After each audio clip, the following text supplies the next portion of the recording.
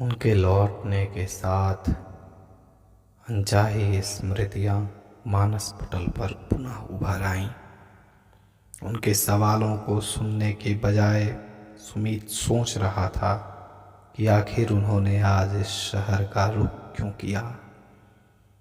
क्या दर्दों के गुलदस्ते अभी और भी थे जिसे देना बाकी रह गया हो। निसंदेह वह अपनी तरफ से सुमित की फजीहत कर रही थी। अगले ही क्षण सुमित उठा और उनकी हाँ में हाँ मिलाया और मुस्कुराते हुए चल दिया।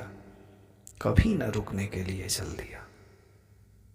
उसके लिए जिंदगी को हमेशा बेहतर रखने का एक ही तरीका था, वह यह कि जब कभी जिंदगी से तमाशा करने लगे तो उसे तमाशा दिखाने की जरूरत होती है जिंदगी से बेहतर होने की।